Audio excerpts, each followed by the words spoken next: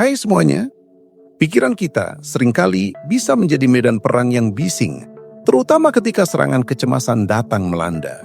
Rasanya seperti ada tombol panik yang ditekan secara tiba-tiba dan seluruh sistem kita langsung berada dalam mode darurat. Jantung berdebar kencang seolah ingin melompat keluar, napas terasa pendek dan tersengal-sengal, otot-otot menegang sampai rasanya pegal semua, dan pikiran berkecamuk tak karuan, seperti ada puluhan saluran TV yang menyala bersamaan di dalam kepala kita.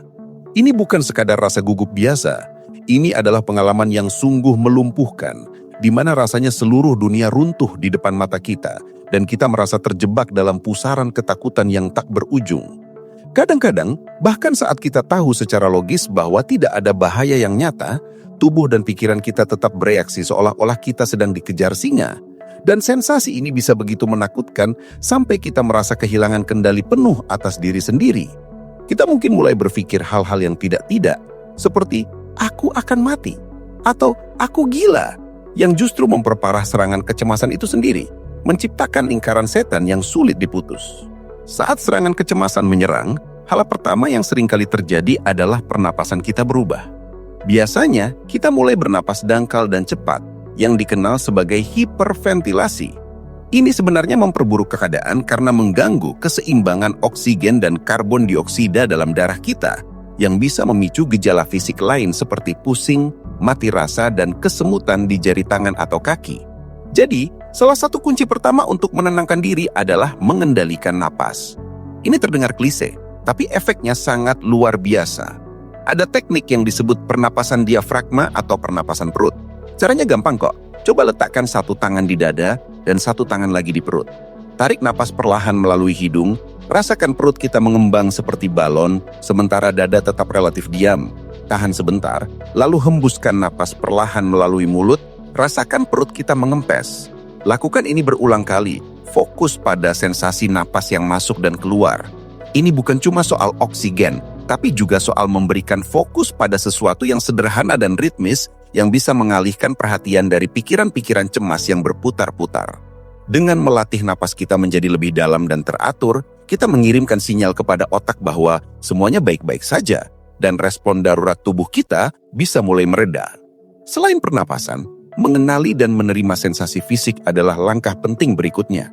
Seringkali saat serangan kecemasan, kita cenderung melawan sensasi yang muncul. Misalnya, saat jantung berdebar, kita mungkin berpikir, oh tidak, jantungku bermasalah. Atau ketika tangan gemetar, kita cemas. Orang lain akan melihat aku gemetar dan berpikir aku aneh. Perlawanan ini justru menambah bahan bakar pada api kecemasan. Coba ubah perspektifnya. Daripada melawan, cobalah untuk mengamati sensasi itu seolah-olah kita adalah seorang peneliti yang sedang mengamati fenomena alam. Rasakan detak jantung yang cepat, tetapi jangan menghakiminya. Rasakan telapak tangan yang berkeringat, tetapi jangan panik. Coba katakan pada diri sendiri, ini hanyalah sensasi kecemasan, dan ini akan berlalu. Ini bukan berarti kita menyukai sensasi itu, tetapi kita tidak menambah tekanan dengan melawannya. Dengan membiarkan sensasi itu ada tanpa menghakiminya, kita sebenarnya mengurangi kekuatan yang dimilikinya atas diri kita. Ini seperti ombak. Jika kita mencoba menahannya, kita akan terjatuh. Tapi jika kita membiarkannya melewati kita akan tetap berdiri. Setelah menguasai napas dan mulai menerima sensasi fisik, kita bisa beralih ke teknik grounding. Ini adalah cara untuk membawa diri kita kembali ke momen sekarang, menjauh dari lingkaran pikiran cemas yang seringkali berpusat pada masa lalu atau masa depan. Salah satu teknik grounding yang populer adalah aturan 5, 4, 3, 2, 1. Caranya begini. Pertama, sebutkan 5 benda yang bisa kita lihat di sekitar kita. Misalnya, aku melihat pulpen, meja, jendela, tanaman, dan buku. Lalu, sebutkan 4 benda yang bisa kita sentuh. Rasakan teksturnya. Aku merasakan meja yang halus, kain bajuku yang lembut, kursi yang keras, dan rambutku. Selanjutnya, sebutkan 3 suara yang bisa kita dengar. Aku mendengar suara kipas angin, suara mobil di luar, dan detak jam. Kemudian, sebutkan 2 aroma yang bisa kita cium. Aku mencium bau kopi dan bau sabun.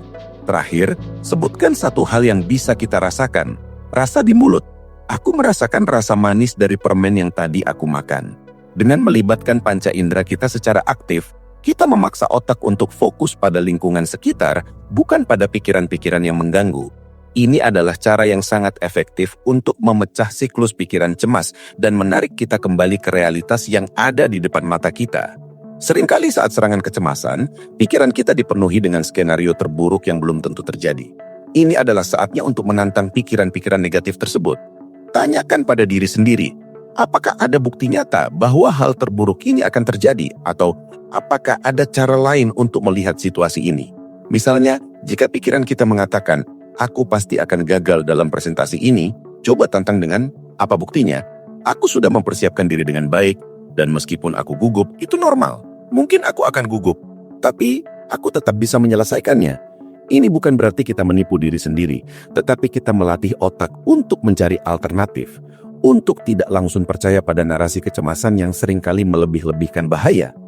Ini adalah latihan kognitif yang membutuhkan kesadaran dan praktik, tetapi semakin sering kita melakukannya, semakin mudah otak kita untuk mengenali dan menolak pikiran-pikiran yang tidak realistis dan hanya memperparah kecemasan itu. Selain teknik-teknik di atas, bergeraklah. Meskipun rasanya sulit saat serangan kecemasan, gerakan fisik sederhana bisa membantu melepaskan energi tegang yang menumpuk di tubuh.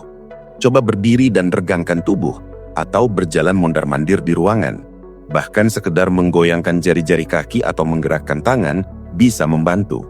Gerakan ini bukan hanya melepaskan ketegangan otot, tetapi juga bisa mengalihkan perhatian dari sensasi internal yang mengganggu. Ketika kita bergerak, tubuh kita memproses hormon stres yang dilepaskan selama serangan kecemasan, membantu tubuh kita untuk kembali ke keadaan yang lebih tenang. Ini juga bisa menjadi cara untuk memberikan outlet fisik bagi energi yang berlebihan, yang seringkali menyertai kecemasan. Terakhir, dan ini sangat penting, berikan diri kita izin untuk merasa tidak nyaman. Kecemasan adalah bagian dari pengalaman manusia. Tidak ada yang salah dengan merasa cemas. Seringkali kita justru merasa lebih buruk karena menghakimi diri sendiri karena merasa cemas. Aku seharusnya tidak merasa seperti ini. Atau, aku gila karena merasa takut. Pikiran-pikiran ini hanya akan menambah beban. Daripada menghakimi, coba katakan pada diri sendiri, oke, aku merasa cemas sekarang dan itu tidak apa-apa. Ini akan berlalu. Memberikan izin pada diri sendiri untuk merasa, tanpa perlu menghakimi atau mencoba menekan perasaan itu, bisa menjadi langkah pertama menuju penerimaan dan pada akhirnya, ketenangan. Ini adalah bagian dari proses belajar untuk berdamai dengan kecemasan, bukan melawannya.